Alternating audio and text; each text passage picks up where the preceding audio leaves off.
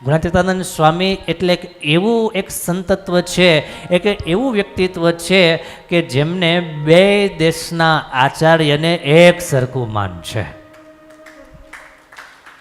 બે દેશના આચાર્ય એમને ગુણાતીતાનંદ સ્વામીની વાત, એમનો ઉપદેશ, એમની વાતો, એમના પ્રસંગો, એના પ્રત્યે એટલો અહોભાવ, એટલો દિવ્ય ભાવ, એટલો મહિમા ભાવ, ઇતિહાસમાં લખાયેલી બધી વાતો છે.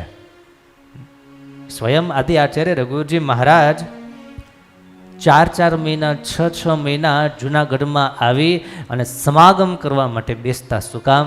સ્વામીનો મહિમા હતો માટે, ખપ હતો માટે, કે આમની પાસેથી કંઈક જાણવા જેવું છે, આની પાસેથી કંઈક શીખવા જેવું છે, સમજવા જેવું છે. માટે આદિ આચાર્ય સ્વયં મહારાજ શ્રી પોતે સ્વામીની પાસે બેસે. સ્વામીને પણ મહારાજ શ્રી પ્રત્યે એટલો જ ભાવ, એટલી જ લાગણી. એવું નહીં કે એ આચાર્ય મારી સામે નીચે બેઠા છે એટલે હું મોટો થઈ ગયો, એવું પાછું એનામાં ભાવ નહીં. આ એની સૌથી મોટી મોટાઈ. અરસપરસ કેટલી દિવ્યતા, અરસપરસ કેટલી આત્મીયતા, અરસપરસ કેવું હેત, કેવો એકબીજાનો મહિમા. ગુણાતીતાનંદ સ્વામી વાત કરે, રઘુજી મહારાજ વાતને સાંભળે અને ખટકો કેવો કેવો ખટકો કે મહારાજ શ્રી આવે. હવે એમના ધર્મ નિયમ પ્રમાણે એ પોતે બ્રાહ્મણ છે, સૌના ગુરુ છે, માટે બીજાના હાથનું એને જમાય નહીં. બ્રાહ્મણ સિવાયના કોઈના હાથનું એમને ચાલે નહીં. નિયમ પ્રમાણે, મર્યાદા પ્રમાણે ધર્મ પાળતા હોય એમને માટેની વાત છે. ધર્મ પાળતા હોય એમને માટે આ બંધારણ છે, એને બીજાના હાથનું ન ચાલે. તો મહારાજ શ્રીને એટલો બધો ખટકો કથા સાંભળવાનો. એક બાજુ કથા ચાલુ હોય, કથા પૂરી થાય એટલે બધા ઠાકોર જમાડવા માટે જાય.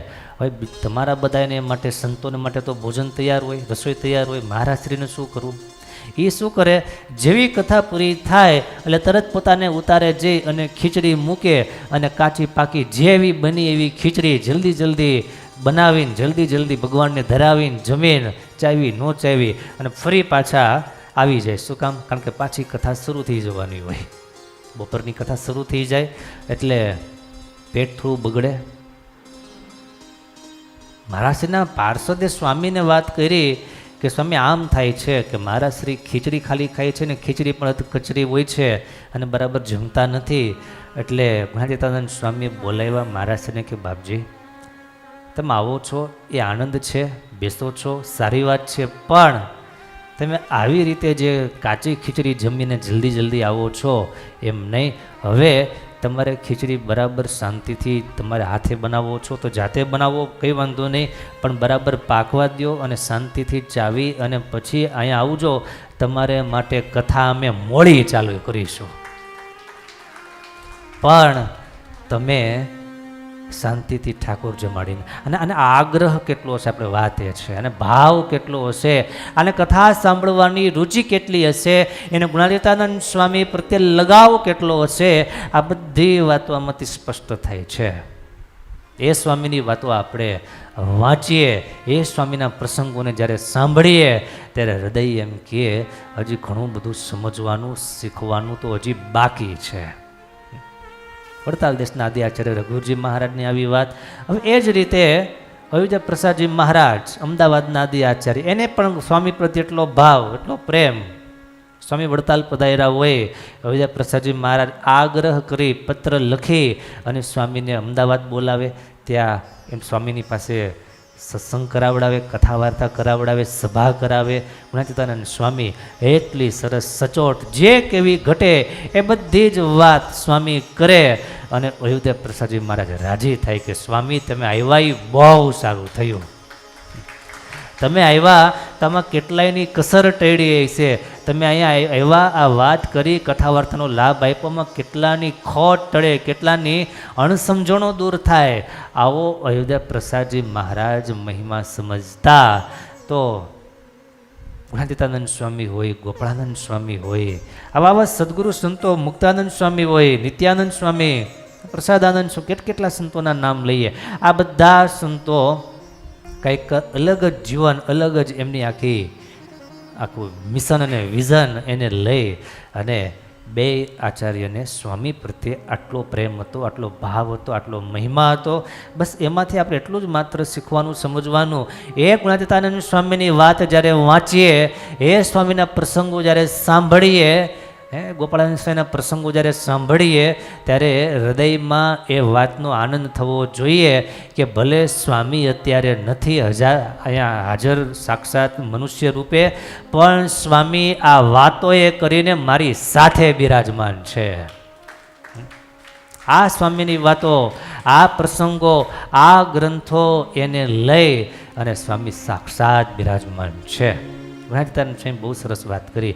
સ્વામી કે ભગવાનનો આશરો થયો છે એવી તો કોઈ વાત જ નથી, એટલે કે આના જેવી મોટી બીજી કોઈ વાત નથી. ભગવાનનો આશરો થયો છે એવી કોઈ વાત નહીં, અને એને તો સર્વે વાત થઈ રહી. શું?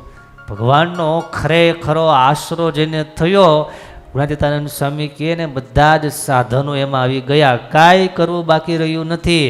ને ભગવાન તો ધમ ઉદાહરણ છે, પતિત પાવન છે, શરણાગત વત્સલ છે, દીન બંધુ દયાળુ છે, માટે આવતીકાલથી પૂજા કરવાની. બોલ્યા નહીં કોઈ? બંધ ન કરતા હોય એને ચાલુ, અને કરતા હોય એને વિશેષ ભાવથી અને વિશેષ મહિમાથી કરવી. શું કામ?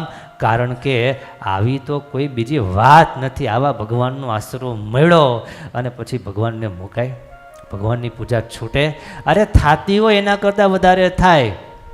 તમે જે કામકાજ કરતા હો, મહેનત કરતા હો, એમાં તમને દી ઉગે ને દી હાથમાં 1000 રૂપિયા મળતા હોય, તમને આ કામ કરવાનો ઉત્સાહ એટલો હોય, એને એ કામકાજમાં દી ઉગે ને દી હાથમાં તમને લાખ લાખ રૂપિયા મળતા થઈ જાય, આનંદ તમારો કેટલો વધી જાય?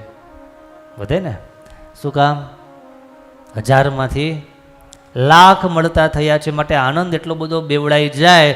એમ ભગવાનની પૂજા કરતા હોય, ભગવાનની કથા વાર્તા સાંભળતા હોઈએ, પણ આવી વાત સાંભળતા સાંભળતા ભગવાનનો કેફ ચડતા, આવો ભગવાનનો દ્રઢ આશરો થતા, આવી વાત સમજાતા પૂજા ન થતી હોય એને ચાલુ થઈ જાય, અને પૂજા થતી હોય એને વધારે અહોભાવ સાથે પૂજા થવા માંડે.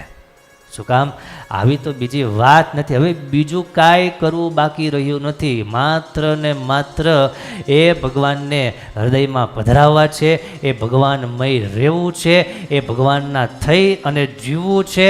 કારણ કે આ ભગવાન અધમ ઉદાહરણ, પતિત પાવન, શરણાગત વત્સલ અને દીનબંધુ દયાળુ છે.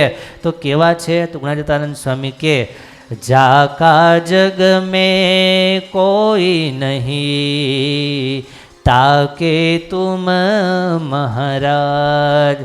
जाका जग में कोई नहीं ताके तुम हो महाराज. આ દુનિયામાં જેનું કોઈ નહીં એના ભગવાન છે. આપણા કોઈ છે ભાઈ? આનો સવાલ જવાબ આપવો થોડો અઘરો પડશે. આપણું કોઈ છે? આ દેહને લઈને અને ઘણા બધા છે, દેહના સંબંધીઓ છે, દેહના પરિવારજનો છે, પણ આપણા ખરેખર આત્માના સાચા સગા સ્વયં ભગવાન છે. અને એવું જેને સમજાય, જાકા જગ મેં કોઈ નહીં તાકે તુમ હો મહારાજ. દ્રૌપદીજીની કથા આપણે ઘણીવાર સાંભળી છે. મહાભારતમાં બહુ સરસ પ્રસંગ છે. એ પ્રસંગને આપણે ફરીવાર ક્યારેક સાંભળશું. પણ આજની સભામાંથી નિર્ધાર કરીને જઈએ કે આપણે પહેલાં તો મુમુક્ષુ છીએ, નંબર 1. નંબર 2 કે એ ભગવાનને પામવા માટે, ભગવાનને મેળવવા માટે આપણે પ્રયાસ કરીએ છીએ. અને એ ભગવાનને મેળવવા માટે ભગવાનની કથા વાર્તા, એના માટે તીવ્ર શ્રદ્ધા હોવી જોઈએ. અને તીવ્ર શ્રદ્ધા માટે શું જોઈએ?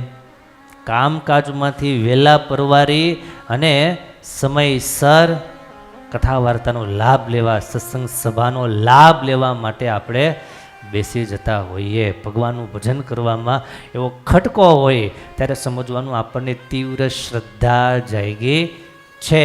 શેમાં? ભગવાન ભજવામાં. તો આપણે એ તીવ્ર શ્રદ્ધા કહેવાય. જેનું કોઈ નહીં તેના ભગવાન, એ ભગવાન તો ગરીબ નવાજ છે. આવું જ્ઞાતીતાનંદ સ્વામીએ કીધું છે. માટે વાલા ભક્તજનો, આ વાતને બરાબર સમજી રાખવી અને હૃદયમાં સ્વીકારી રાખવી. એ શબ્દોની સાથે કથાને પૂર્ણ કરીએ. બોલો સ્વામિનારાયણ ભગવાનની જય.